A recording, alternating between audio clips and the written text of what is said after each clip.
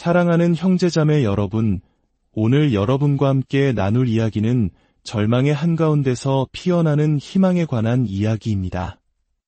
우리의 삶이 때로 텅 빈 성전처럼 느껴지고 우리의 기도가 허공 속의 메아리처럼 흩어질 때 과연 하느님께서는 어디에 계시는 것일까요? 오늘의 이야기가 여러분의 마음에 작은 등불이 되기를 기도합니다. 이야기를 시작하기에 앞서 이 이야기가 마음에 와닿으셨다면 구독과 좋아요를 통해 이 따스한 빛을 더 많은 이웃에게 전해주시는 것도 주님의 은총을 나누는 아름다운 방법이 될 것입니다. 여러분의 삶에 주님의 평화가 가득하기를 빕니다. 강원도 내륙, 지도에서도 쉽게 찾아보기 힘든 깊은 산골짜기에 소망리라는 작은 마을이 있습니다. 이름과는 달리 희망이 거의 사라진 듯한 이 조용한 마을에는 수십 년 전 붉은 벽돌로 지어진 작은 성당 하나가 세월의 무게를 고스란히 짊어진 채 서 있었습니다. 성당의 이름은 성모시연 성당. 풀숲에 가려 겨우 형체만 보이는 종탑, 굳게 닫힌 채 먼지만 쌓여가는 성당문, 그리고 더 이상 울리지 않는 종소리. 마치 시간마저 이곳을 잊고 흘러가 버린 듯한 풍경이었습니다. 이곳의 사목자는 김미겔 신부였습니다. 올해 48. 그의 한국 이름은 김민호였지만 젊은 시절 멕시코로 선교를 다녀온 뒤 자신에게 세례를 주셨던 선교사 신부님의 이름을 따 미겔이라는 세례명을 갖게 되었습니다. 그는 한때 누구보다 열정적이고 믿음이 깊었던 신학생이었습니다. 신학교 시절 기도 모임을 이끌며 많은 이들에게 희망과 위로를 전하던 그의 모습은 모두의 기감이었습니다. 하지만 그가 사제로 서품받아 잊혀진 마을에 온 지도 어느덧 8년. 처음 몇 해 동안은 마을 어르신들과 함께 단출하지만 따뜻한 미사를 봉헌했습니다. 그러나 세월은 무정했습니다.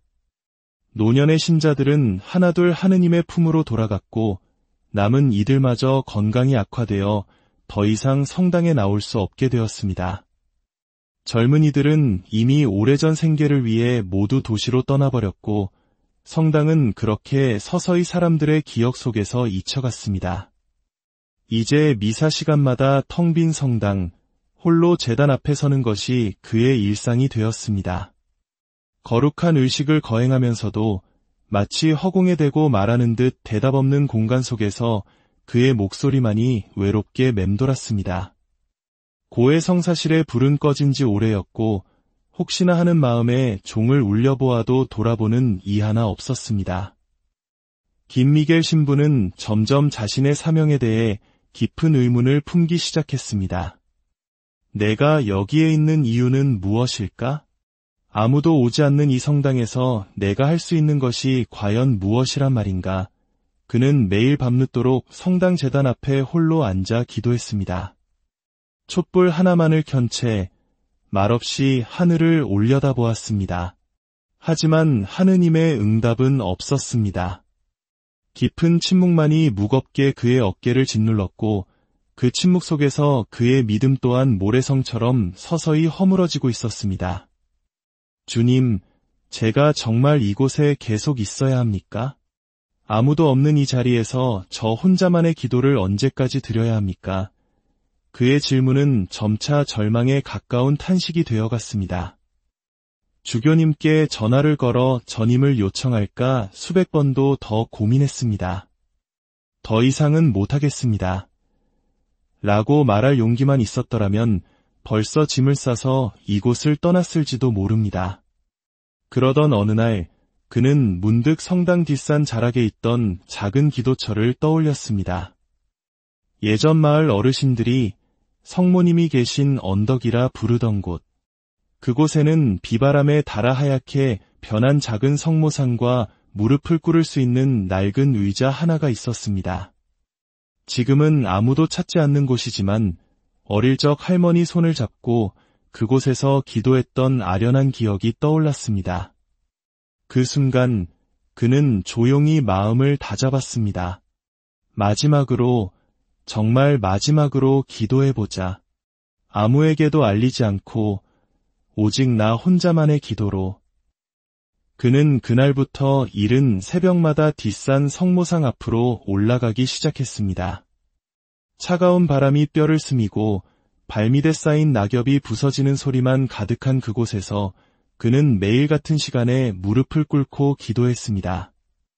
성모님, 당신께서 정말 저를 이곳으로 부르셨다면 지금 저에게 아주 작은 응답이라도 보여주십시오. 제가 이곳에 계속 머물러야 한다면 단 한 가지의 표징이라도 내려주십시오. 그의 목소리는 떨리고 있었지만 그 어느 때보다 간절했습니다. 믿음의 가장 낮은 곳, 그 끝자락에서 그는 마지막 힘을 다해 성모님을 붙잡고 있었습니다. 김미겔 신부는 새벽 5시가 채 되기도 전에 눈을 떴습니다. 겨울의 문턱에 들어선 새벽 공기는 뼛속까지 시리게 차가웠지만 그는 입술을 굳게 다물고 성당 뒷산으로 향했습니다. 밤새 내린 이슬로 축축한 땅이 마른 낙엽이 그의 발밑에서 바삭거리며 부서졌습니다. 앙상한 나뭇가지 사이로 스며드는 희미한 새벽빛이 그의 길을 겨우 밝혀주었습니다. 언덕 위에 도착하니 하얀 성모상은 오랜 세월의 비바람에 닳아 있었지만 여전히 온화하고 고요한 미소를 머금고 있었습니다. 김 신부는 묵묵히 낡은 무릎 방석 위에 무릎을 꿇었습니다. 두 손을 모았지만 한참 동안 아무 말도 꺼내지 못했습니다. 성모님, 오늘부터 9날 동안 당신께 저의 모든 것을 봉헌합니다. 제가 어디로 가야 할지, 무엇을 해야 할지 부디 알려주십시오. 제가 이곳에서 살아야 하는 이유를 보여주십시오. 그는 눈을 감고 오래도록 기도했습니다. 주변은 아무 소리도 들리지 않았고 오직 스산한 바람 소리만이 그의 귓가를 맴돌았습니다. 그 깊은 고요함이 오히려 무거운 메아리처럼 느껴졌습니다. 첫날의 9일 기도는 그렇게 아무런 응답 없이 끝났습니다. 그는 조용히 자리에서 일어나 성당으로 돌아왔습니다. 그날도 성당에는 아무도 오지 않았습니다. 오전 미사는 김 신부 혼자서 시작되었습니다. 이 땅 성가는 들리지 않았고 제대 위 촛불만이 희미하게 흔들릴 뿐이었습니다. 성부와 성자와 성령의 이름으로 아멘 혼잣말처럼 시작된 미사였지만 그는 자신을 향해서가 아니라 보이지 않는 하늘을 향해 그리고 어쩌면 그의 곁을 지키고 있을 천사들을 향해 또박또박 말씀을 낭독했습니다. 그날 오후 그는 성당 마당에 낙엽을 쓸며 평소보다 더 고요한 하루를 보냈습니다. 성경을 읽고 기도문을 필사했으며 제단에 향을 피워 그윽한 향기로 텅 빈 성당을 채웠습니다. 그날 밤 그는 꿈을 꾸었습니다. 꿈속에서 그는 여느 때처럼 성모상 앞에 무릎을 꿇고 있었습니다. 그런데 갑자기 성모상이 사라지고 그의 앞에 하얀 원피스를 입은 한 소녀가 나타났습니다. 소녀의 손에는 자그마한 장미꽃 한 송이가 들려 있었습니다. 그리고 소녀는 조용히 말했습니다. 기도를 멈추지 마세요. 곧 당신이 찾는 답이 올 거예요. 김 신부는 잠에서 벌떡 깨어나 숨을 몰아쉬었습니다. 창밖은 칠흑 같은 어둠뿐이었고 꿈인지 환시인지 분간할 수 없었지만 심장이 이상하리만치 세차게 뛰었습니다. 정말 표징이 오는 걸까? 그는 침대 옆 작은 탁자에 놓인 묵주를 손에 쥐었습니다. 늘 차갑고 단단하게만 느껴졌던 그 묵주가 그날따라 이상하게도 따뜻한 온기를 품고 있는 듯했습니다. 다음 날이 기다려졌습니다. 절망 속에서 보낸 수많은 날들 끝에 처음으로 내일이 기다려지는 기분이었습니다. 아무 응답도 없던 텅 빈 공간에서 아주 작은 희망의 싹이 피어나고 있었습니다. 이튿날 새벽, 김미겔 신부는 전날보다 더욱 서둘러 일어났습니다. 어젯밤의 꿈은 여전히 눈앞에 생생했습니다. 꿈속에 나타난 소녀, 그녀가 들고 있던 한 송이의 장미, 그리고 귓가에 맴도는 목소리. 기도를 멈추지 마세요. 그는 평소보다 더 두꺼운 외투를 껴입고 두 손에 입김을 불며 다시 언덕으로 향했습니다. 밤새 기온이 뚝 떨어져 땅은 단단하게 얼어붙었고 그의 발걸음은 조심스럽게 성모상 앞으로 나아갔습니다. 그날도 그곳엔 아무도 없었습니다. 성모상은 어제와 같은 모습으로 서 있었고 낡은 의자 위에는 그가 두고 간 묵주만이 자리를 지키고 있었습니다. 김 신부는 조용히 무릎을 꿇고 기도를 시작했습니다. 성모님, 둘째 날에 기도를 올립니다. 어젯밤 꿈속에서 한 아이가 제게 기도를 멈추지 말라고 했습니다. 그 말이 당신의 뜻이었다면 오늘 제가 이 자리에 있다는 사실을 알고 계시겠지요. 그의 음성은 더 이상 떨리지 않았습니다. 작지만 단단한 목소리는 낙엽 밟는 소리조차 멈춘 고요한 새벽 공기 속으로 깊이 스며들었습니다. 그날 하루는 유독 조용했습니다. 성당 앞을 지나는 사람 하나 없었고 전화벨 한 번 울리지 않았습니다. 김 신부는 성당 뒤편 창고를 정리하며 먼지 쌓인 낡은 미사 도구들을 정성껏 닦았습니다. 그 중에서도 아주 오래된 제대보를 조심스럽게 펴보던 순간 그의 눈길이 한 곳에 멈췄습니다. 제대보의 한쪽 귀퉁이에 작게 수놓인 장미꽃 문양. 그는 문득 어젯밤 꿈속 소녀가 손에 들고 있던 장미꽃을 떠올렸습니다. 이것이 우연일까? 그는 마음속에서 무언가 조금씩 움직이고 있음을 느꼈습니다. 그날 밤 그는 다시 같은 꿈을 꾸었습니다. 소녀는 이번엔 성당 안 그의 바로 앞에 서 있었습니다. 그녀는 무릎 꿇은 김 신부에게 조용히 다가와 이렇게 속삭였습니다. 당신의 기도는 들리고 있어요. 내일은 성당 문을 열어두세요. 꿈에서 깬 김 신부는 한동안 숨을 고르며 생각에 잠겼습니다. 성당 문을 열어두라고. 마을 사람들은 이미 오래전부터 성당을 찾지 않았습니다. 문을 활짝 열어둔다고 해서 누군가 올리 만무했습니다. 하지만 그는 소녀의 말대로 해보기로 결심했습니다. 믿음이란 응답을 기다리는 것이 아니라 먼저 마음을 여는 것일지도 모른다. 그는 다시 묵주를 손에 쥐었습니다. 그리고 내일의 기도를 준비하며 조용히 입을 열었습니다. 성모님, 당신께서 보내신 그 소녀의 말을 믿어보겠습니다. 그의 눈가에 깊은 고독에 가려져 있던 작지만 확실한 희망의 빛이 처음으로 떠올랐습니다. 셋째 날 아침, 김미겔 신부는 여느 때와 같이 일찍 눈을 떴지만 마음가짐은 완전히 달랐습니다. 그의 마음속에는 밤새 꿈속 소녀의 말이 맴돌았습니다. 내일 성당 문을 열어두세요. 그는 곧장 제의를 입고 제단 앞으로 나아가 굳게 닫혀있던 성당의 모든 문을 활짝 열었습니다. 차가운 새벽 공기가 성당 안으로 밀려들었지만 그는 개의치 않았습니다. 주님의 집은 언제나 모든 일을 위해 열려 있어야 한다. 그 믿음 하나로 그는 조용히 그 자리를 지켰습니다. 열린 성당은 몇 시간 동안 고요했습니다. 하늘은 흐렸고 마을은 쥐 죽은 듯 조용했습니다. 김 신부는 기도문을 묵상하며 성경을 읽고 있었습니다. 그리고 정확히 오전 10시 5분, 성당 입구 쪽에서 아주 작고 조심스러운 소리가 들려왔습니다. 그는 천천히 고개를 들었습니다. 성당 문을 조심스럽게 밀고 들어오는 한 여성의 실루엣이 눈에 들어왔습니다. 마흔이 조금 넘어 보이는 평범한 옷차림의 여인이었습니다.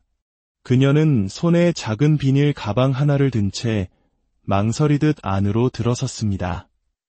김 신부는 조용히 자리에서 일어나 그녀에게 다가갔습니다. 어서 오십시오, 자매님. 성당은 항상 열려 있습니다. 그녀는 약간 놀란 듯 고개를 숙이며 말했습니다. 지나가다가 왠지 모르게 그냥 들어오고 싶어졌어요. 그녀의 목소리에는 깊은 슬픔이 묻어 있었고 얼굴에는 지울 수 없는 피로의 흔적이 역력했습니다. 김 신부는 그녀를 제대 앞자리에 안내했고 그녀는 조용히 앉아 눈을 감았습니다. 몇 분간의 침묵이 흐른 뒤 그녀가 눈을 뜨며 입을 열었습니다. 사실 제 아이가 많이 아파요. 병원에서는 더 이상 희망이 없다고 했어요. 그런데 어젯밤 꿈에 어떤 아이가 나타나서 성당에 가보라고 했어요. 그래서 그냥 홀린 듯이 이곳에 오게 되었습니다. 그녀의 말에 김 신부는 순간 숨을 멈췄습니다. 꿈에 나타난 아이. 설마 그는 그녀의 손을 잡고 말했습니다. 함께 기도합시다. 지금 이 순간 우리에게는 기도밖에 없습니다. 두 사람은 조용히 무릎을 꿇고 제대 앞에서 기도했습니다. 그날의 기도는 어떤 정해진 형식도 없었습니다. 오직 하느님을 향한 간절한 마음뿐이었습니다. 기도가 끝난 후 여인은 눈물을 훔치며 고개를 숙였습니다. 감사합니다, 신부님. 이제 돌아가야겠어요. 아이가 기다려요. 그녀는 조용히 돌아섰고 김 신부는 그녀가 사라진 문 쪽을 한참 동안 바라보며 그 자리에 멈춰서 있었습니다. 그날 밤 그는 다시 꿈을 꾸었습니다. 꿈속의 소녀는 이번엔 성모상 앞에 서서 미소 지으며 말했습니다. 첫 발걸음이 시작되었어요. 내일도 문을 열어두세요. 아침이 오기도 전에 잠에서 깬 김 신부는 가장 먼저 기도를 시작했습니다. 이제 그는 알 수 있었습니다. 이 기도는 단지 자신만을 위한 것이 아니라 길 잃고 상처받은 누군가를 위한 것이라는 사실을. 기도는 계속되었고 그의 가슴 속에는 이제 희미하지만 꺼지지 않는 불빛 하나가 켜지고 있었습니다. 넷째 날 아침, 김미겔 신부는 이른 새벽부터 성당의 문을 활짝 열었습니다. 전날 찾아왔던 여인의 간절한 모습이 계속 눈앞에 어른거렸습니다. 꿈에 어떤 아이가 성당에 가라고 했거든요. 그 말은 단순한 우연이 아니었습니다. 그것은 보이지 않는 손길에 이끌린 간절한 믿음의 발걸음이었습니다. 김 신부는 제대 앞에 조용히 무릎을 꿇고 네 번째 기도를 시작했습니다. 성모님, 어제 이곳을 찾았던 그 자매를 기억하시지요? 그녀의 아이를 부디 자비로이 살펴주소서. 이 기도를 당신께 바칩니다. 그리고 오전 10시 10분 그녀가 다시 돌아왔습니다. 문을 열고 들어선 그녀는 어제와는 전혀 다른 얼굴이었습니다. 놀라움과 감격, 그리고 믿기지 않는다는 듯한 표정이 뒤섞여 있었습니다. 그녀는 김 신부에게 곧장 다가와 떨리는 목소리로 말했습니다. 신부님, 어제 기도하고 돌아갔는데 아이의 열이 갑자기 내렸어요. 정말 거짓말처럼 숨도 편안해지고 눈도 떴어요. 의사 선생님도 깜짝 놀라서 왜 갑자기 상태가 좋아졌는지 설명을 못해요. 그녀는 두 손으로 입을 가린 채 울먹이며 말했습니다. 신부님, 이게 혹시 기적인가요? 김 신부는 말을 잃었습니다. 그녀의 말은 혼란스러우면서도 너무나 또렷했고 그의 가슴속 깊은 곳에서부터 무언가 벅찬 감정이 솟구쳐 올랐습니다. 그는 낮은 목소리로 대답했습니다. 네, 자매님, 그것은 기적입니다. 그리고 그 기적은 자매님의 믿음에서 비롯된 것입니다. 그녀는 그 자리에서 무릎을 꿇었습니다. 그리고 눈물을 흘리며 품에서 낡은 묵주를 꺼내 들었습니다. 이 묵주, 어릴 때 할머니께서 주셨던 건데 잊고 살았어요. 그런데 어제 집에 돌아가서 서랍을 뒤지다가 이상하게도 이걸 꼭 가지고 와야겠다는 생각이 들었어요. 김 신부는 그녀와 함께 조용히 기도했습니다. 그날의 기도는 성모님께 드리는 깊고 뜨거운 감사의 기도였습니다. 그날 이후 김 신부는 매일 성당 문을 열어두었습니다.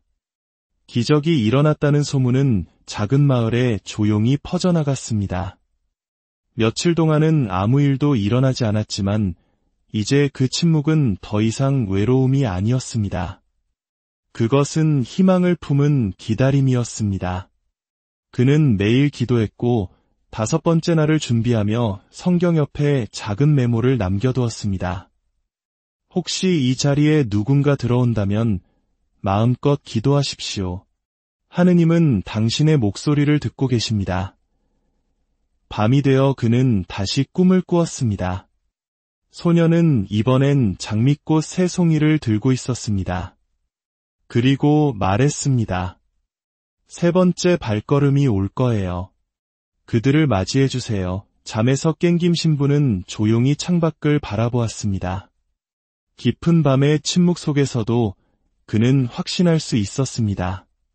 믿음은 눈에 보이지 않지만 누군가의 간절한 발걸음으로 시작된다는 것을. 5째 날 아침, 이제 김미겔 신부에게 새벽에 일어나 성당 문을 열고 촛불을 켜는 것은 단순한 의무가 아니었습니다. 그것은 길 잃은 영혼을 위한 준비이자 상처받은 마음을 향한 따뜻한 환대였습니다. 오늘도 누군가 올 것이다. 그 믿음으로 그는 조용히 제대 앞에 앉았습니다. 그리고 오전 10시를 조금 넘긴 시간, 이번에는 혼자가 아니었습니다. 3명의 사람이 성당 문을 조심스럽게 열고 들어왔습니다. 중년의 남성과 젊은 여성, 그리고 초등학생으로 보이는 소년. 한 가족이었습니다. 3사람은 서로 다른 표정을 짓고 있었지만 그들의 눈빛에는 긴장과 슬픔이 공통적으로 서려 있었습니다. 김 신부는 따뜻한 눈길로 그들을 맞았습니다. 어서 오십시오. 이곳은 당신들을 위한 공간입니다. 먼저 입을 연 것은 중년의 남성이었습니다. 며칠 전 이 마을에 기적이 일어났다는 소문을 들었습니다. 처음엔 믿지 않았지만 이상하게도 자꾸 발걸음이 이곳으로 이끌렸습니다. 그의 아내는 고개를 숙인 채 아무 말도 하지 않았고 아들로 보이는 아이는 낯선 공간이 두려운 듯 엄마의 옷자락을 꼭 붙잡고 있었습니다. 김 신부는 천천히 물었습니다. 어떤 사연으로 이곳에 오셨습니까? 남성은 한참을 망설이다가 조용히 이야기를 시작했습니다. 아내가 작년에 아기를 유산했습니다. 그 후로 아내는 아무 말도 하지 않고 마음의 문을 닫아버렸습니다. 아들은 밤마다 혼자 울고요. 우리는 가족이면서도 서로의 마음에 닿을 수가 없었습니다. 그의 목소리는 갈라진 유리처럼 위태로웠습니다. 김 신부는 조용히 고개를 끄덕이며 그의 이야기를 들어주었습니다. 그래서 소문을 듣고 그냥 와봤습니다. 정말 아무런 계획도 없이 그저 마음이 움직여서 그 순간 옆에 있던 아내가 처음으로 고개를 들었습니다. 그녀의 눈에는 눈물이 가득 고여 있었고 입술은 가늘게 떨리고 있었습니다. 어젯밤 꿈에 아이가 나타났어요. 제가 잃었던 그 아이가 저를 바라보며 말했어요. 엄마, 성당에 가면 괜찮아질 거야 라고. 그녀는 말끝을 흐리며 눈물을 닦았습니다. 정말로 이곳이 그런 곳인가요? 이렇게 오면 우리 가족도 괜찮아질 수 있는 건가요? 김 신부는 그녀의 손을 잡고 대답했습니다. 네, 괜찮아질 수 있습니다. 왜냐하면 지금 당신들은 이미 가장 어려운 첫 발걸음을 내디뎠기 때문입니다. 3사람은 제단 앞에서 조용히 기도했습니다. 말없이 흘러내리는 눈물과 그 안에 담긴 깊은 아픔, 그리고 회복되기를 바라는 간절함이 텅 비었던 성당 안을 가득 채웠습니다. 그날 이후 마을에는 이상하지만 따뜻한 변화가 생겼습니다. 누구 하나 먼저 말하지 않았지만 서서히 성당으로 향하는 사람들의 발걸음이 늘기 시작했습니다. 김 신부는 그들을 맞이하며 이름도 사연도 묻지 않았습니다. 그저 조용히 따뜻하게 맞이했고 제단 앞에 그들을 위해 촛불을 하나씩 더 밝혀주었습니다. 밤이 되었습니다. 그리고 다시 소녀가 꿈에 나타났습니다. 이번에 그녀는 아무 말도 하지 않았습니다. 그저 미소를 지으며 손에 들린 장미 5송이를 보여줄 뿐이었습니다. 김 신부는 깨달았습니다. 이것은 단지 기적에 대한 이야기가 아니었습니다. 이것은 상처받은 마음이 치유되고 잃어버렸던 희망을 다시 찾아가는 여정이었습니다. 그리고 그 길 위에 자신이 함께하고 있음을 그는 말없는 확신으로 느낄 수 있었습니다. 그날 이후 마을의 풍경은 눈에 띄게 변했습니다. 한때 텅 비어 잡초만 무성하던 성당 언덕길에 사람들의 발자국이 남기 시작했습니다. 낡은 철제 난간을 잡고 숨을 헐떡이며 오르는 노인들, 아이의 손을 꼭 잡고 올라오는 젊은 엄마들, 그리고 아무 말 없이 눈가를 훔치며 찾아오는 중년의 남자들. 김미겔 신부는 매일 새벽 성당 문을 열며 가만히 미소 지었습니다. 하느님, 제가 그토록 묻고 기다렸던 응답이 바로 이것이었나 봅니다. 성당 안은 여전히 낡은 나무 의자와 갈라진 바닥, 빛바랜 성모상뿐이었습니다. 그럼에도 불구하고 그곳에는 이전에는 결코 없었던 따스한 온기가 가득했습니다. 사람들은 말없이 촛불을 하나씩 켜고 자신의 아픔과 기도를 조용히 내려놓는 듯 한참 동안 눈을 감았습니다. 그러던 어느 일요일 오후 예상치 못한 방문객이 찾아왔습니다. 성당 문이 열리고 검은 양복에 작은 가방을 든 50대 초반의 낯선 남자가 들어왔습니다. 그는 조용히 제단 앞에 서서 오랫동안 성모상을 바라보더니 김 신부에게 다가왔습니다. 혹시 이곳이 장미 향기가 난다는 그 성당입니까? 그의 말에 신부는 잠시 놀랐지만 이내 고개를 끄덕였습니다. 네, 맞습니다. 하지만 향기가 난다고 해서 그것을 기적이라 단정할 수는 없습니다. 남자는 묘한 미소를 지으며 자신을 소개했습니다. 저는 종교 전문 기자입니다. 몇 주 전부터 이곳에 대한 이야기가 들려오더군요. 솔직히 말에 믿지는 않았습니다. 하지만 여기 들어서는 순간 정말로 은은한 장미향이 느껴지는군요. 김 신부는 말을 아꼈습니다. 기적은 눈으로 보는 것이 아니라 마음으로 느끼는 것입니다. 기자는 아무 대답 없이 조용히 의자에 앉아 눈을 감았습니다. 그리고 한참 후 그는 조용히 성모상 앞에 작은 장미 한 송이를 두고 떠났습니다. 기도를 시작한 지 7일째 되던 날 저녁이었습니다. 김 신부는 저녁 미사를 준비하고 있었습니다. 해가 서산 너머로 지고 성당 안은 아름다운 주황빛 노을로 물들기 시작했습니다. 그날 미사는 평소보다 훨씬 많은 사람들이 참석했습니다. 약 30명의 신자들이 낡은 의자를 가득 채웠습니다. 이곳을 찾은 이유는 모두 달랐지만 그들의 마음만은 하나였습니다. 이곳에서 다시 희망을 찾고 싶다. 미사가 진행되던 중 성모상 쪽에서 은은한 빛이 번져 나오기 시작했습니다. 처음엔 촛불에 빛인 착시라고 생각했습니다. 그러나 그 빛은 촛불보다 훨씬 밝고 부드럽게 제단 위로 내려앉았습니다. 사람들 사이에서 작은 탄성이 터져 나왔습니다. 저기, 보세요. 누군가 떨리는 목소리로 속삭였습니다. 김 신부는 미사를 멈추지 않았습니다. 오히려 더욱 차분하고 거룩하게 미사를 이어갔습니다. 주님, 우리에게 내려주신 이 빛에 감사드립니다. 빛은 몇 초간 제단을 부드럽게 감싸더니 마치 안개처럼 서서히 사라졌습니다. 하지만 그 빛이 사라진 자리에 장미향은 한층 더 짙게 남았습니다. 그날 이후 마을 사람들은 매일 저녁 성당 언덕으로 올라왔습니다. 아이들은 성당 마당에 핀 들장미를 꺾어 성모상 앞에 바쳤고 노인들은 작은 쪽지에 소망을 적어 기도의 벽에 꽂았습니다.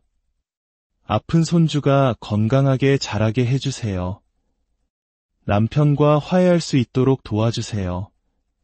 제 마음속의 미움을 없애주세요. 김 신부는 더 이상 혼자가 아니었습니다. 사람들은 성당에 모여 함께 울고 함께 기도하고 함께 장미향을 느끼며 상처 입은 영혼을 치유해 나갔습니다. 어느 날 밤 그는 성당 안에 홀로 앉아 성모상 앞에 이렇게 속삭였습니다. 어머니, 이제야 알겠습니다. 제가 그토록 구했던 것은 눈에 보이는 증거가 아니라 상처받은 사람들을 다시 일으켜 세울 수 있는 바로 이 자리였다는 것을요. 그는 무릎을 꿇고 한참 동안 눈을 감았습니다.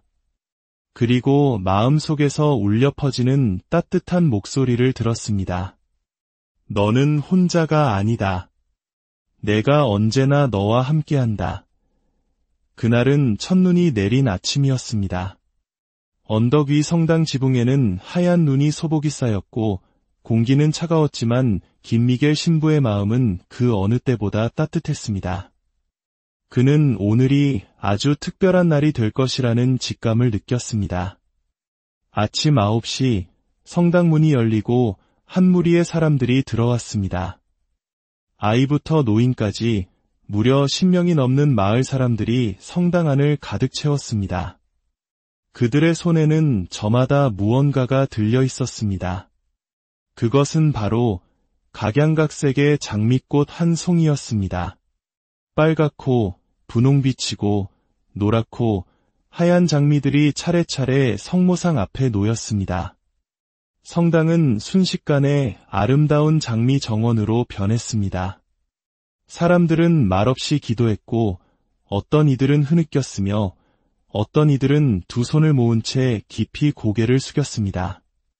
그 풍경은 마치 장미로 수놓은 제단 위에 하늘이 내려앉은 듯했습니다. 그날 저녁 김 신부는 제단 위에서 한 통의 작은 편지를 발견했습니다. 봉투에는 이렇게 적혀 있었습니다. 신부님께 장미향을 따라온 누군가가 그가 봉투를 열자 서툰 아이의 글씨로 적힌 짧은 문장이 나타났습니다. 저는 말을 못하지만 여기 오면 가슴이 따뜻해요. 그래서 매일 엄마랑 같이 올 거예요. 예수님은 말 안 해도 다 들으시니까요. 그 글을 읽는 순간 김 신부는 뜨거운 눈물을 흘렸습니다.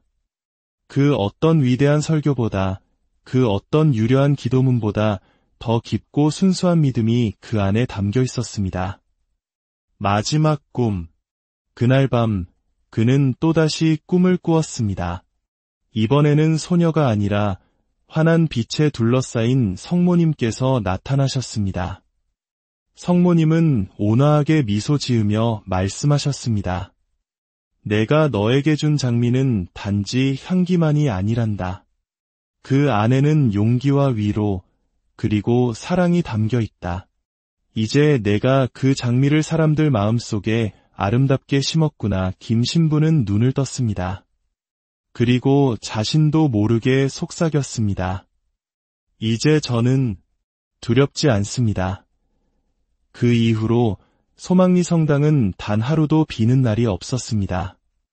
떠났던 사람들이 돌아왔고 죽어가던 마을은 다시 생기를 찾았습니다. 폐교될 위기에 처했던 학교에서는 다시 아이들의 웃음소리가 퍼져나갔고 마을 어르신들의 모임은 따뜻한 장미차 한 잔으로 시작되었습니다. 누군가는 말합니다. 그곳엔 특별한 빛이 있어요. 또 누군가는 말합니다. 그곳에 가면 왠지 모르게 마음이 편안해져요. 하지만 김 미겔 신부는 알고 있습니다. 그 모든 것은 그저 믿음의 시작이었을 뿐이라고. 그 신비로운 빛과 향기로운 장미는 결국 우리 모두의 마음 안에 처음부터 자리하고 있었던 것이라고 말입니다. 이 이야기는 단순한 기적 이야기가 아닙니다. 절망의 가장 깊은 곳에서도 희망의 향기를 찾고 무너진 마음 속에서 다시 일어서서 걷게 하는 믿음의 힘을 보여주는 우리 모두의 여정입니다. 소망리에 피어난 그 장미처럼 이 이야기를 듣는 여러분의 마음속에도 따뜻한 믿음의 향기가 가득 퍼지기를 진심으로 기도합니다. 끝까지 함께 해주셔서 진심으로 감사드립니다. 여러분의 사랑하는 형제자매 여러분, 오늘 여러분과 함께 나눌 이야기는 절망의 한가운데서 피어나는 희망에 관한 이야기입니다. 우리의 삶이 때로 텅 빈 성전처럼 느껴지고 우리의 기도가 허공 속의 메아리처럼 흩어질 때 과연 하느님께서는 어디에 계시는 것일까요? 오늘의 이야기가 여러분의 마음에 작은 등불이 되기를 기도합니다. 이야기를 시작하기에 앞서 이 이야기가 마음에 와닿으셨다면 구독과 좋아요를 통해 이 따스한 빛을 더 많은 이웃에게 전해주시는 것도 주님의 은총을 나누는 아름다운 방법이 될 것입니다. 여러분의 삶에 주님의 평화가 가득하기를 빕니다. 강원도 내륙, 지도에서도 쉽게 찾아보기 힘든 깊은 산골짜기에 소망리라는 작은 마을이 있습니다.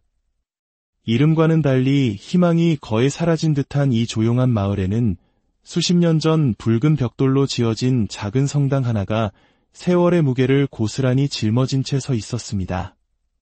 성당의 이름은 성모시연 성당. 풀숲에 가려 겨우 형체만 보이는 종탑, 굳게 닫힌 채 먼지만 쌓여가는 성당문, 그리고 더 이상 울리지 않는 종소리. 마치 시간마저 이곳을 잊고 흘러가 버린 듯한 풍경이었습니다. 이곳의 사목자는 김미겔 신부였습니다. 올해 48. 그의 한국 이름은 김민호였지만 젊은 시절 멕시코로 선교를 다녀온 뒤 자신에게 세례를 주셨던 선교사 신부님의 이름을 따 미겔이라는 세례명을 갖게 되었습니다. 그는 한때 누구보다 열정적이고 믿음이 깊었던 신학생이었습니다. 신학교 시절 기도 모임을 이끌며 많은 이들에게 희망과 위로를 전하던 그의 모습은 모두의 기감이었습니다. 하지만 그가 사제로 서품받아 잊혀진 마을에 온 지도 어느덧 8년. 처음 몇 해 동안은 마을 어르신들과 함께 단출하지만 따뜻한 미사를 봉헌했습니다. 그러나 세월은 무정했습니다. 노년의 신자들은 하나둘 하느님의 품으로 돌아갔고 남은 이들마저 건강이 악화되어 더 이상 성당에 나올 수 없게 되었습니다. 젊은이들은 이미 오래전 생계를 위해 모두 도시로 떠나버렸고 성당은 그렇게 서서히 사람들의 기억 속에서 잊혀갔습니다. 이제 미사 시간마다 텅 빈 성당, 홀로 제단 앞에 서는 것이 그의 일상이 되었습니다. 거룩한 의식을 거행하면서도 마치 허공에 대고 말하는 듯 대답 없는 공간 속에서 그의 목소리만이 외롭게 맴돌았습니다. 고해 성사실에 불은 꺼진 지 오래였고 혹시나 하는 마음에 종을 울려보아도 돌아보는 이 하나 없었습니다. 김미겔 신부는 점점 자신의 사명에 대해 깊은 의문을 품기 시작했습니다. 내가 여기에 있는 이유는 무엇일까? 아무도 오지 않는 이 성당에서 내가 할 수 있는 것이 과연 무엇이란 말인가? 그는 매일 밤늦도록 성당 제단 앞에 홀로 앉아 기도했습니다. 촛불 하나만을 켠 채 말없이 하늘을 올려다보았습니다. 하지만 하느님의 응답은 없었습니다. 깊은 침묵만이 무겁게 그의 어깨를 짓눌렀고 그 침묵 속에서 그의 믿음 또한 모래성처럼 서서히 허물어지고 있었습니다. 주님, 제가 정말 이곳에 계속 있어야 합니까? 아무도 없는 이 자리에서 저 혼자만의 기도를 언제까지 드려야 합니까? 그의 질문은 점차 절망에 가까운 탄식이 되어갔습니다. 주교님께 전화를 걸어 전임을 요청할까 수백 번도 더 고민했습니다. 더 이상은 못하겠습니다. 라고 말할 용기만 있었더라면 벌써 짐을 싸서 이곳을 떠났을지도 모릅니다. 그러던 어느 날 그는 문득 성당 뒷산 자락에 있던 작은 기도처를 떠올렸습니다. 예전 마을 어르신들이 성모님이 계신 언덕이라 부르던 곳. 그곳에는 비바람에 달아 하얗게 변한 작은 성모상과 무릎을 꿇을 수 있는 낡은 의자 하나가 있었습니다. 지금은 아무도 찾지 않는 곳이지만 어릴 적 할머니 손을 잡고 그곳에서 기도했던 아련한 기억이 떠올랐습니다. 그 순간 그는 조용히 마음을 다잡았습니다. 마지막으로, 정말 마지막으로 기도해보자. 아무에게도 알리지 않고 오직 나 혼자만의 기도로. 그는 그날부터 이른 새벽마다 뒷산 성모상 앞으로 올라가기 시작했습니다. 차가운 바람이 뼈를 스미고 발밑에 쌓인 낙엽이 부서지는 소리만 가득한 그곳에서 그는 매일 같은 시간에 무릎을 꿇고 기도했습니다. 성모님, 당신께서 정말 저를 이곳으로 부르셨다면 지금 저에게 아주 작은 응답이라도 보여주십시오. 제가 이곳에 계속 머물러야 한다면 단 한 가지의 표징이라도 내려주십시오. 그의 목소리는 떨리고 있었지만 그 어느 때보다 간절했습니다. 믿음의 가장 낮은 곳, 그 끝자락에서 그는 마지막 힘을 다해 성모님을 붙잡고 있었습니다. 김미겔 신부는 새벽 5시가 채 되기도 전에 눈을 떴습니다. 겨울의 문턱에 들어선 새벽 공기는 뼛속까지 시리게 차가웠지만 그는 입술을 굳게 다물고 성당 뒷산으로 향했습니다. 밤새 내린 이슬로 축축한 땅이, 마른 낙엽이 그의 발밑에서 바삭거리며 부서졌습니다. 앙상한 나뭇가지 사이로 스며드는 희미한 새벽빛이 그의 길을 겨우 밝혀주었습니다. 언덕 위에 도착하니 하얀 성모상은 오랜 세월의 비바람에 닳아 있었지만 여전히 온화하고 고요한 미소를 머금고 있었습니다. 김 신부는 묵묵히 낡은 무릎 방석 위에 무릎을 꿇었습니다. 두 손을 모았지만 한참 동안 아무 말도 꺼내지 못했습니다. 성모님, 오늘부터 9날 동안 당신께 저의 모든 것을 봉헌합니다. 제가 어디로 가야 할지, 무엇을 해야 할지 부디 알려주십시오. 제가 이곳에서 살아야 하는 이유를 보여주십시오. 그는 눈을 감고 오래도록 기도했습니다. 주변은 아무 소리도 들리지 않았고 오직 스산한 바람 소리만이 그의 귓가를 맴돌았습니다. 그 깊은 고요함이 오히려 무거운 메아리처럼 느껴졌습니다. 첫날의 9일 기도는 그렇게 아무런 응답 없이 끝났습니다. 그는 조용히 자리에서 일어나 성당으로 돌아왔습니다. 그날도 성당에는 아무도 오지 않았습니다. 오전 미사는 김 신부 혼자서 시작되었습니다. 입당 성가는 들리지 않았고 제대 위 촛불만이 희미하게 흔들릴 뿐이었습니다. 성부와 성자와 성령의 이름으로 아멘 혼잣말처럼 시작된 미사였지만 그는 자신을 향해서가 아니라 보이지 않는 하늘을 향해 그리고 어쩌면 그의 곁을 지키고 있을 천사들을 향해 또박또박 말씀을 낭독했습니다. 그날 오후 그는 성당 마당에 낙엽을 쓸며 평소보다 더 고요한 하루를 보냈습니다. 성경을 읽고 기도문을 필사했으며 제단에 향을 피워 그윽한 향기로 텅 빈 성당을 채웠습니다. 그날 밤 그는 꿈을 꾸었습니다. 꿈속에서 그는 여느 때처럼 성모상 앞에 무릎을 꿇고 있었습니다. 그런데 갑자기 성모상이 사라지고 그의 앞에 하얀 원피스를 입은 한 소녀가 나타났습니다. 소녀의 손에는 자그마한 장미꽃 한 송이가 들려 있었습니다. 그리고 소녀는 조용히 말했습니다. 기도를 멈추지 마세요. 곧 당신이 찾는 답이 올 거예요. 김 신부는 잠에서 벌떡 깨어나 숨을 몰아쉬었습니다. 창밖은 칠흑 같은 어둠뿐이었고 꿈인지 환시인지 분간할 수 없었지만 심장이 이상하리만치 세차게 뛰었습니다. 정말 표징이 오는 걸까? 그는 침대 옆 작은 탁자에 놓인 묵주를 손에 쥐었습니다. 늘 차갑고 단단하게만 느껴졌던 그 묵주가 그날따라 이상하게도 따뜻한 온기를 품고 있는 듯했습니다.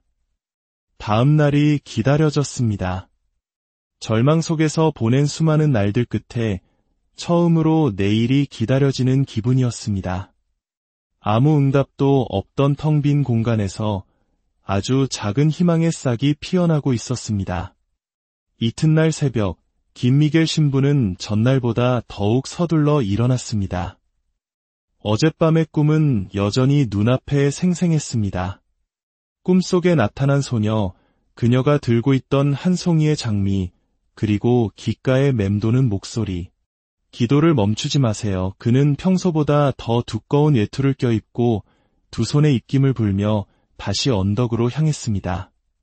밤새 기온이 뚝 떨어져 땅은 단단하게 얼어붙었고 그의 발걸음은 조심스럽게 성모상 앞으로 나아갔습니다.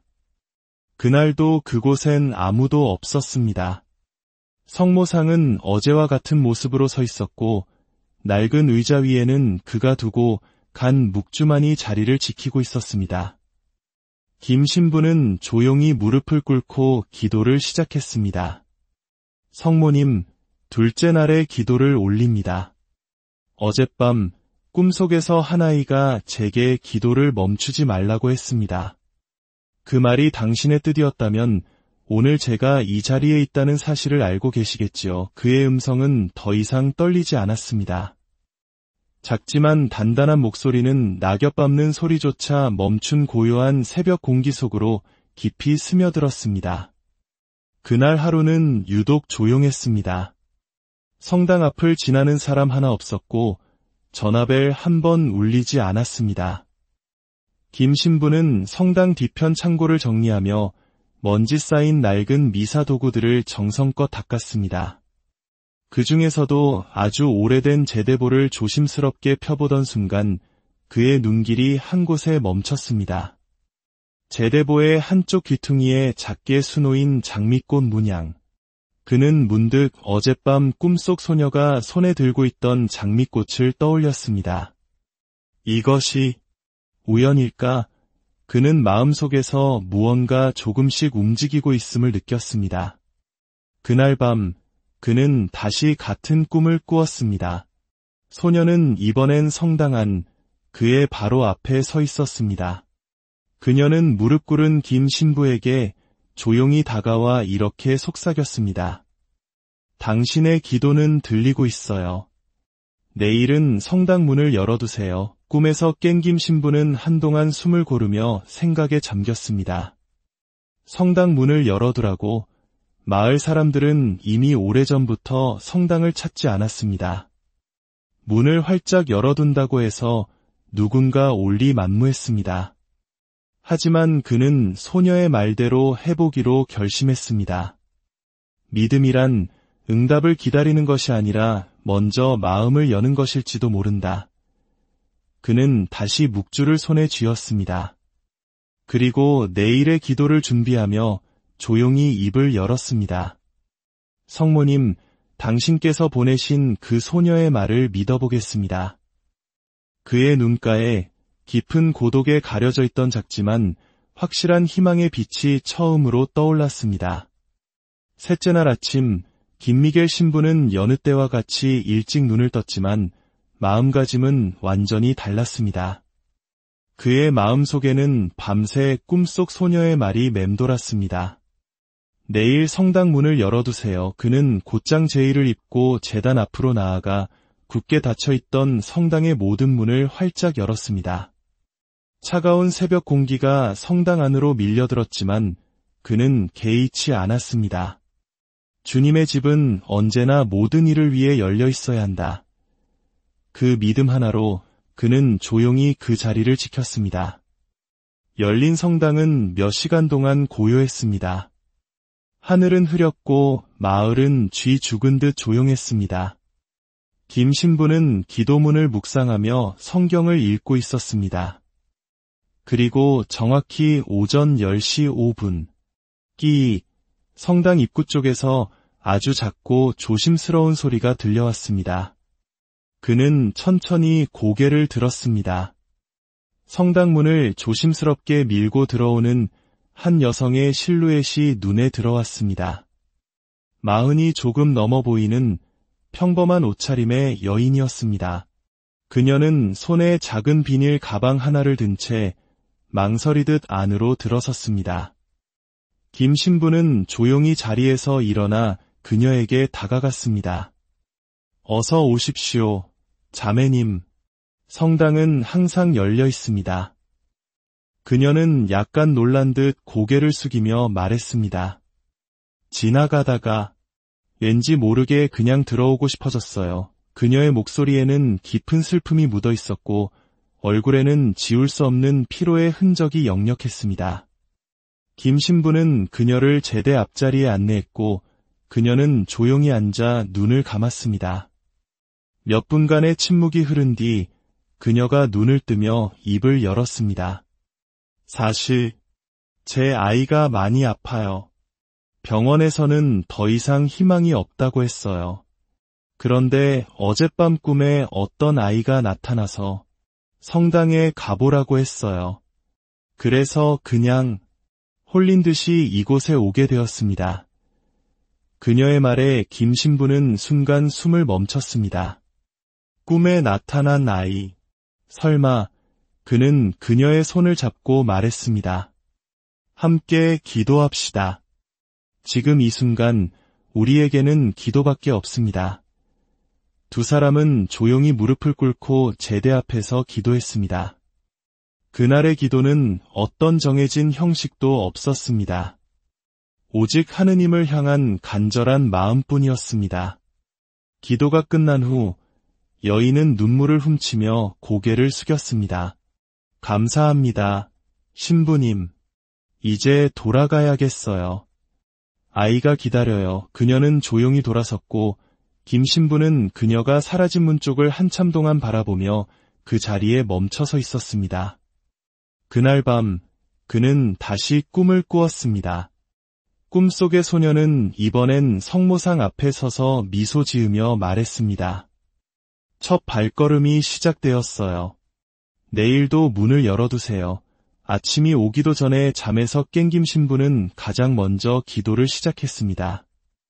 이제 그는 알 수 있었습니다. 이 기도는 단지 자신만을 위한 것이 아니라 길 잃고 상처받은 누군가를 위한 것이라는 사실을. 기도는 계속되었고 그의 가슴 속에는 이제 희미하지만 꺼지지 않는 불빛 하나가 켜지고 있었습니다. 넷째 날 아침, 김미겔 신부는 이른 새벽부터 성당의 문을 활짝 열었습니다. 전날 찾아왔던 여인의 간절한 모습이 계속 눈앞에 어른거렸습니다. 꿈에 어떤 아이가 성당에 가라고 했거든요. 그 말은 단순한 우연이 아니었습니다. 그것은 보이지 않는 손길에 이끌린 간절한 믿음의 발걸음이었습니다. 김 신부는 제대 앞에 조용히 무릎을 꿇고 네 번째 기도를 시작했습니다. 성모님, 어제 이곳을 찾았던 그 자매를 기억하시지요? 그녀의 아이를 부디 자비로이 살펴주소서. 이 기도를 당신께 바칩니다. 그리고 오전 10시 10분 그녀가 다시 돌아왔습니다. 문을 열고 들어선 그녀는 어제와는 전혀 다른 얼굴이었습니다. 놀라움과 감격, 그리고 믿기지 않는다는 듯한 표정이 뒤섞여 있었습니다. 그녀는 김 신부에게 곧장 다가와 떨리는 목소리로 말했습니다. 신부님, 어제 기도하고 돌아갔는데 아이의 열이 갑자기 내렸어요. 정말 거짓말처럼 숨도 편안해지고 눈도 떴어요. 의사 선생님도 깜짝 놀라서 왜 갑자기 상태가 좋아졌는지 설명을 못해요. 그녀는 두 손으로 입을 가린 채 울먹이며 말했습니다. 신부님, 이게 혹시 기적인가요? 김 신부는 말을 잃었습니다. 그녀의 말은 혼란스러우면서도 너무나 또렷했고 그의 가슴속 깊은 곳에서부터 무언가 벅찬 감정이 솟구쳐 올랐습니다. 그는 낮은 목소리로 대답했습니다. 네, 자매님, 그것은 기적입니다. 그리고 그 기적은 자매님의 믿음에서 비롯된 것입니다. 그녀는 그 자리에서 무릎을 꿇었습니다. 그리고 눈물을 흘리며 품에서 낡은 묵주를 꺼내 들었습니다. 이 묵주, 어릴 때 할머니께서 주셨던 건데 잊고 살았어요. 그런데 어제 집에 돌아가서 서랍을 뒤지다가 이상하게도 이걸 꼭 가지고 와야겠다는 생각이 들었어요. 김 신부는 그녀와 함께 조용히 기도했습니다. 그날의 기도는 성모님께 드리는 깊고 뜨거운 감사의 기도였습니다. 그날 이후 김 신부는 매일 성당 문을 열어두었습니다. 기적이 일어났다는 소문은 작은 마을에 조용히 퍼져나갔습니다. 며칠 동안은 아무 일도 일어나지 않았지만 이제 그 침묵은 더 이상 외로움이 아니었습니다. 그것은 희망을 품은 기다림이었습니다. 그는 매일 기도했고 5번째 날을 준비하며 성경 옆에 작은 메모를 남겨두었습니다. 혹시 이 자리에 누군가 들어온다면 마음껏 기도하십시오. 하느님은 당신의 목소리를 듣고 계십니다. 밤이 되어 그는 다시 꿈을 꾸었습니다. 소녀는 이번엔 장미꽃 3송이를 들고 있었습니다. 그리고 말했습니다. 3번째 발걸음이 올 거예요. 그들을 맞이해 주세요. 잠에서 깬 김 신부는 조용히 창밖을 바라보았습니다. 깊은 밤의 침묵 속에서도 그는 확신할 수 있었습니다. 믿음은 눈에 보이지 않지만 누군가의 간절한 발걸음으로 시작된다는 것을. 5째 날 아침, 이제 김미겔 신부에게 새벽에 일어나 성당 문을 열고 촛불을 켜는 것은 단순한 의무가 아니었습니다. 그것은 길 잃은 영혼을 위한 준비이자 상처받은 마음을 향한 따뜻한 환대였습니다. 오늘도 누군가 올 것이다. 그 믿음으로 그는 조용히 제대 앞에 앉았습니다. 그리고 오전 10시를 조금 넘긴 시간, 이번에는 혼자가 아니었습니다. 3명의 사람이 성당 문을 조심스럽게 열고 들어왔습니다. 중년의 남성과 젊은 여성, 그리고 초등학생으로 보이는 소년. 한 가족이었습니다. 3사람은 서로 다른 표정을 짓고 있었지만 그들의 눈빛에는 긴장과 슬픔이 공통적으로 서려 있었습니다. 김 신부는 따뜻한 눈길로 그들을 맞았습니다. 어서 오십시오. 이곳은 당신들을 위한 공간입니다. 먼저 입을 연 것은 중년의 남성이었습니다. 며칠 전 이 마을에 기적이 일어났다는 소문을 들었습니다. 처음엔 믿지 않았지만 이상하게도 자꾸 발걸음이 이곳으로 이끌렸습니다. 그의 아내는 고개를 숙인 채 아무 말도 하지 않았고 아들로 보이는 아이는 낯선 공간이 두려운 듯 엄마의 옷자락을 꼭 붙잡고 있었습니다. 김 신부는 천천히 물었습니다. 어떤 사연으로 이곳에 오셨습니까? 남성은 한참을 망설이다가 조용히 이야기를 시작했습니다. 아내가 작년에 아기를 유산했습니다. 그 후로 아내는 아무 말도 하지 않고 마음의 문을 닫아버렸습니다. 아들은 밤마다 혼자 울고요. 우리는 가족이면서도 서로의 마음에 닿을 수가 없었습니다. 그의 목소리는 갈라진 유리처럼 위태로웠습니다. 김 신부는 조용히 고개를 끄덕이며 그의 이야기를 들어주었습니다. 그래서 소문을 듣고 그냥 와봤습니다. 정말 아무런 계획도 없이 그저 마음이 움직여서 그 순간 옆에 있던 아내가 처음으로 고개를 들었습니다. 그녀의 눈에는 눈물이 가득 고여 있었고 입술은 가늘게 떨리고 있었습니다.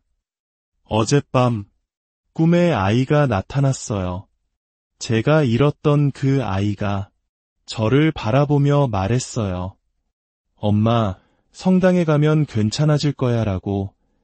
그녀는 말끝을 흐리며 눈물을 닦았습니다. 정말로 이곳이 그런 곳인가요?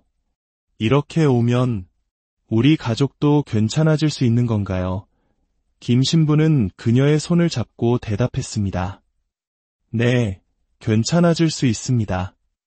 왜냐하면 지금 당신들은 이미 가장 어려운 첫 발걸음을 내디뎠기 때문입니다. 3사람은 제단 앞에서 조용히 기도했습니다. 말없이 흘러내리는 눈물과 그 안에 담긴 깊은 아픔, 그리고 회복되기를 바라는 간절함이 텅 비었던 성당 안을 가득 채웠습니다. 그날 이후 마을에는 이상하지만 따뜻한 변화가 생겼습니다. 누구 하나 먼저 말하지 않았지만 서서히 성당으로 향하는 사람들의 발걸음이 늘기 시작했습니다. 김 신부는 그들을 맞이하며 이름도 사연도 묻지 않았습니다. 그저 조용히 따뜻하게 맞이했고 재단 앞에 그들을 위해 촛불을 하나씩 더 밝혀줘